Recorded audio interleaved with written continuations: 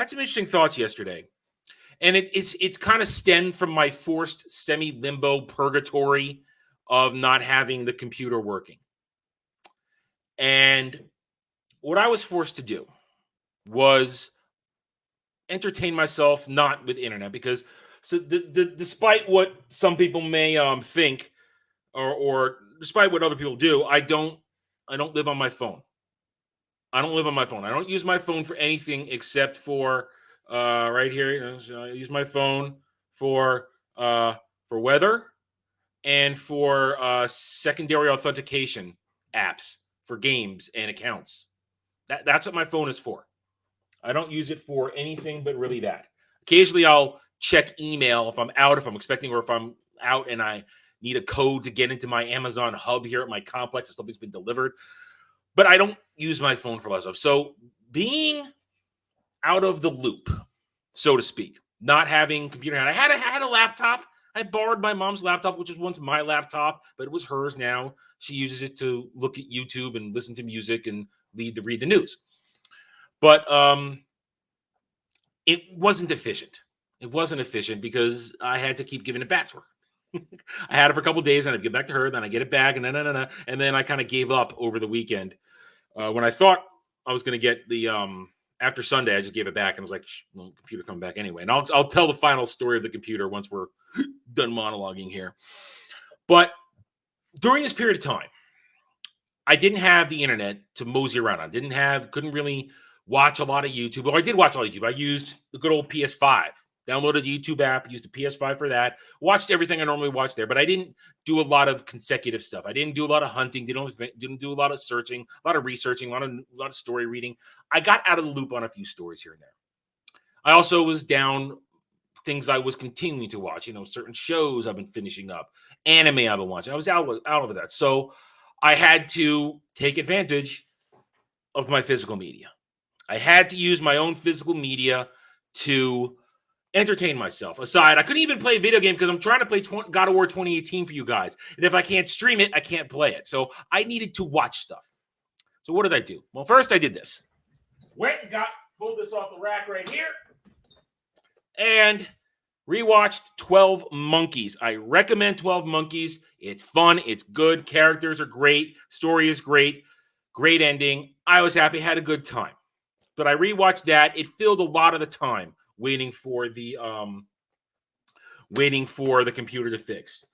Now, when I was done with 12 Monkeys, I suffered what one tends to suffer from when you dive into a universe, a franchise, as it were.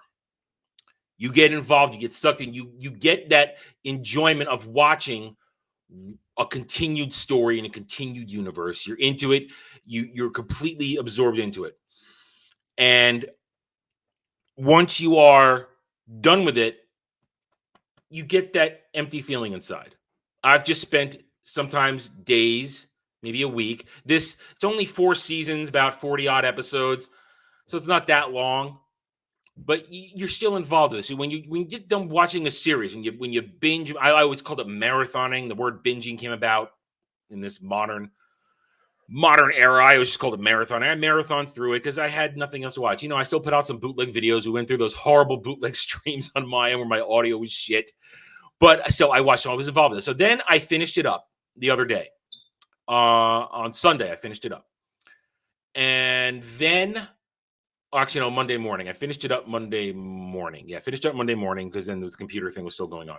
Either way. So and then I realized on Monday, damn it, I don't want to just dive into random movies right now. I want to continue to live in a world. I'm not ready. Without my computer, I have certain things, anime stored. I have other series I could have watched, but I'm not in the mood for those. I've either watched some of them, or if I watch some of them again, I have to do a thing where I have to go to the books and finish. I wanted something that I could go get into beginning and end, but feel involved and go from one story to another and feel immersed. Travel with the characters, as it were. So you know what I did? I thought about this on Monday afternoon. I was frustrated with the computer stuff, so I was basically left with a, no, I wouldn't say dilemma, but left with a choice. Choose a franchise with with enough movies to get me going, keep me going, and get involved in. And I decided to do something that I've been putting off for a couple of years now. I haven't done a full watch for a couple of years, and I decided, a little hemming and hawing, I said, okay, I'm going to watch the MCU again. I'm going to go back into phases 1 through 3. And I have all of 1 through 3, with the exception of the 2 Ant-Man movies, Incredible Hulk and Captain Marvel. Don't need those movies. The only reason I don't take Incredible Hulk is because I always feel annoyed that I don't get more Ed Norton as Bruce Banner. That's why I don't have it. Not because it's bad, just because it makes me feel annoyed that I have to get Ruffalo going forward after that. And we don't need Ant-Man movies, and we definitely don't need Captain Bree. So I started. I plugged in Iron Man, and I enjoyed the hell out of it. And I realized I had reached that point where I can watch phases 1 through 3 because I made the conscious decision a long time ago to say the MCU ends with Endgame. For all its flaws, warts, and all, Endgame puts a cap on it, sticks the landing, and I can put it to bed. And right now, it's been a couple days, and I'm up to Avengers. Watching that over dinner tonight. So I'm up to Avengers. But it got me thinking. That it's very similar to... Now, I was not down on the MCU. I just didn't want anything to do with it at the moment. I didn't want to get really involved, especially after recent touching the MCU. Touching, I mean, by She-Hulk and that crap. It wasn't, but it was a very similar thing as to when I black-pilled Star Wars during the dark times in the 20 teens, when I didn't want to, I couldn't even look at it, couldn't think about it, nothing. And I started thinking about pilling. Red pilling, blue pilling, black pilling, white pilling. I started thinking about that yesterday, and I realized that this is a very delicate time for a lot of people. I know there are a lot of people, and this was sparked by a point that when I was on Orbital Bacon's channel last Tuesday, when I joined him for his stream there, his weekly stream, Sterner Stuff. Go check it out. I think it's still up on his channel. Go check it out. We had a great time. There was somebody in his chat that said, "What does black pill mean?" And it occurred to me that some people don't understand maybe how they feel about some of these things. They don't understand that their negativity has a name. When they're feeling down about a franchise they love, they don't know maybe that it's not going to last forever. So what I want to talk about here, before we spread it out, before I bring some people in and we just have some fun with today's stories, and we got a few of them, I want to talk about the pilling stuff. And I want to remind people that being pilled, it's not an instantaneous thing. And it doesn't stop with just the one, because you can go through several. The whole thing originally started with red pilling and blue pilling, based upon the Matrix. You take the blue pill, you stay asleep, you stay numb to the world, you continue to play, for the term we can use now, the stand game, the SJW woke game. You continue to play that game, you continue to buy in, you get your download, and you're happy, and you don't have to think for yourself. You take the red pill, and you get woken up to the shitstorm that is pop culture right now, the shitstorm that is entertainment, and it's not nice. It's a little painful to red pill, and a lot of people. That was the first stage. Some people in the 20 teens, when all this started, a lot of people the stands chose to remain blue pilled, and a lot of you. Chat around across all the chats, across all the sphere of YouTube that we inhabit, and dipping into other spheres, if you go into politics as well, they chose to red pill, to open their eyes and see the truth of this is bad. Look what they've done to things in love. And you basically red pilling means reality means being a realist, and I'm talking realist in terms of understandings, not realist in terms of the uh, international politics definition. One day I'll talk about that stuff if you want me to. There's several definitions of realism, but I'm talking realism of just understanding what's in front of you, looking at the reality in front of you, using facts and logic to say, okay, here we go. Here's the fact. And just for an example, Disney Lucasfilm butchered Star Wars. They hacked it up. They made a Frankenstein monster called the sequel trilogy, and they put it out there, and then they started putting out shows and other media for books and comics to tell you what Star Wars should be. And the realists said, okay, this is not the original trilogy. This is not the prequel trilogy. And I don't have to accept this. Remember that phrase, I do not have to accept this. We're going to come back to that. And then you look at everything else. You look at Star Trek. You look at all the franchises that have just been hacked up, including now the MCU. At the time, the MCU was doing okay. There were warning signs. I admit that. But it was still pure pretty much up until the end game. You can watch it all and be okay with it. But you look at it you take that red pill and you got to deal with the harsh truths. And you can't sugarcoat it. You have to remain honest. That's the key. Because as soon as you start to lie to yourself or start to say, oh, it's not my problem, then you're taking a blue pill again. And you're living in blissful ignorance, or you're accepting the download. But then after the red pill and the blue pill, we got black and white pill. And you guys have heard my story. I black pilled in the early 2010s when it came to Star Wars. In 2013, 2014, I black pilled when they threw out the EU and Force Awakens came out, and I'm like, oh, great, this is horrible. I black pilled. I was negative. I hated it. I didn't want to look at it. Almost threw all my books out. Literally, one day, there was a period of time where I'm like, am I going to throw them out today? Nope. Part of it was also laziness. I didn't want to carry the box all the way to the dumpster. Heavy boxes, 2 heavy boxes. But I almost did it. Almost got rid of it. Couldn't take it. Good thought. There's no coming back. Nobody's on my side. Everybody is against me. Everybody is grabbing themselves, playing themselves, jerking off to The Force Awakens. They're loving it. I'm the only person that hates it, except for maybe one other person I knew who said, dude, one day everybody's going to come to your side. You're going to be right. They're going to realize the EU is real Star Wars. They're not going to always be like this. And I'm like, no. Everybody's in love with it. The movies are all that matters to them. They don't care about the books, and I can't look at it because I know I'm never going to get another EU book again. I was negative, black pilled. I was angry. I was pissed off. And then I made mistakes during that period of time that have still cost me dearly to now in real life. And then when I was trying to recover from all my mistakes, I was here where I am now, trying to get another master's degree in communication. And that's when I discovered the YouTubes.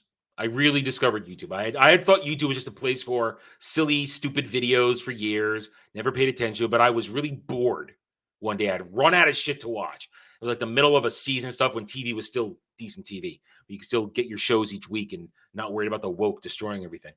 And I found this sphere of YouTube. What was then the Fandom Menace, now the Fandom Menace turned out to not be a thing, really a good thing. A lot of weird shit with that, but it served a purpose. It was I saw the Fandom Menace as a clarion call. It was a call to arms. Last Jedi happened, and we suddenly realized we weren't alone in our anger. And then, unknowingly to Tom, I didn't know it was a term yet. 2018, I took the white pill. I took the white pill.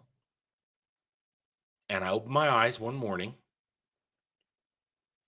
I didn't have this set up yet. This wasn't here yet. I didn't have these racks, but I realized I think I can look at Star Wars again. I think I can do it. Now, because I wanted to watch things in chronological order, because, hey, 30 plus years in, I can do whatever I want. I fired up prequel trilogy, fired it up. And I had a good time. I smiled, heard the music, Heard the 20th Century Fox drum beat. Saw that long time ago in a galaxy far, far away. And I got back into it and I felt good. Now, in between it, I even stopped after Attack of the Clones and I rewatched The Clone Wars because I hadn't given it a good watch in a lot of years. Wanted to see if my opinion had changed on it.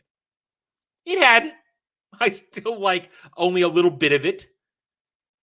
But I still watched it because, like it or not, it was the canon. Then I watched the Jenny Tartakovsky Clone Wars. Ooh, that I love. I put that in there too. Watched it. Then I watched Revenge of the Sith. Then I went into the original trilogy. And then I finished the original trilogy and I said, God damn it, I'm in a good mood now. I am happy. I am loving Star Wars again because Disney cannot take it away from me. I white-pilled. I said, no, I was here first. I have 20 plus years of books and movies and games that you cannot take away from me. I am a real fan of real Star Wars. I am not a stan. I am not an SJW. I am not a Disney drone. I white-pilled. And I thought, okay, and that was right about the time where I was sitting down and getting ready to rewrite the book, Guardian of Innocence, and realizing, okay, I might be doing a channel at some point. And as I got that right, I thought, okay, I want to reread the EU. I want to start at the beginning with Shadows of the Empire, and I want to take it to the end, but my collection is incomplete. And the white pill said to me, after I took another one, because I need to take another one because I wanted to keep the high going. I said, white pill said to me, the voices in my head said, Adam, buy your books again, get the books back. Manage your budget, fit it in there. And I did. I restored the missing parts of my collection. And then the channel started and we got going and I said, let's do EU book club. And I said, yes. And you said, yes. And I met Jaden Hamilton. And I said to that young man, go read the EU. And he did it and he loved it. And that was a victory all on its own that the white pill allowed me to have to introduce real Star Wars to a new young fan. To say you don't have to look at Disney Star Wars. Now, I've used this story as the metaphor for the whole thing, the pilling metaphor. Never black pill. In the end, take that red pill, but understand that when you take the red pill, it could lead to a black pill if you are not steady and ready to take this shit on.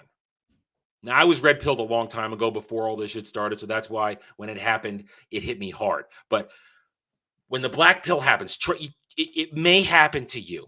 Some of you in here may be black pilled on some stuff. All I'm going to say is this. If you realize you're about to go black pill, I urge you not to take it. You don't have to white pill right away, but just maybe take another red pill and realize, okay, I'm going to keep looking at this stuff and I'm going to stay strong. I'm not going to go super negative. I'm not going to go down that abyss. But if you take the black pill, you can come out the other side. You can come out the other side if you give yourself time to heal. You can heal. The damage they have done to us, the SJWs, the woke tards, these minions of destruction, rooted in Marxism. Do not forget that. But we're not going to talk ideology, but it's all rooted in communism, Marxism, socialism, fascism. It's a circle, guys. And when you go far enough around the circle, they all meet and become the same thing. Understand that. So if you go black pill, give yourself time. Give yourself time. You can come out of it. The best way to come out of it, find people to hang out with and have fun with. Real life, online. Find people to enjoy what you love with you. Because when you do that, the white pill will be there. You will take it and you will feel free because suddenly you're surrounded by passionate fans like yourself who want to talk, who want to enjoy what was good about the franchise that maybe has been ravaged by these woke tards. And then you need to remember, you were there first. If you're an old school fan, you were there first. They do not have the right to take it away from you. They do not have the right to tell you what is canon, what isn't, just because they signed a contract. And there are a lot of instances where you can have a dividing line. You can say, okay, this is where it broke, and there are real endings I can stop at and say, okay, this is where it ends. You do not have to give up. You can still love what you can love. I learned that's what triggered this. I realized I can watch the MCU. Just like I could watch Star Wars again at some point, I can watch phases 1 through 3 again and have a good time. Because it was good. It was fun. They can say Kang did it all. No, Kang didn't do it all. Because Loki season didn't happen. It's not real. Didn't happen. Not just because I didn't watch it. It's not legitimate. It's illegitimate. You as the fan, that's where I'm going to end this. You as the fan, we as fans, we have the power and the right to say what is legitimate and what is not. You know why? Because we spend our money, we spend our time, devote our time to this stuff.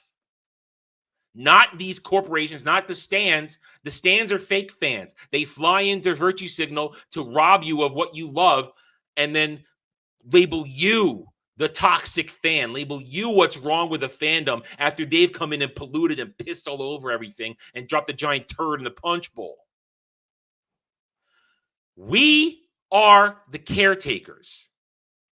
And you know what I say always as well? We, the fans, are the lifeblood of all of this. Without us, it does not exist. Therefore, as the blood pumping through all this, we are the ones that dictate what is legitimate and what is not. MCU ends with Endgame. There were only 3 Indiana Jones movies. There were only 6 Star Wars movies and 20 plus years of books. Star Trek ends with Voyager. Or, no, well, maybe Nemesis. Nemesis still sucks, though. Might be a little harder to say where Doctor Who cuts off, but Jed can give a word on that.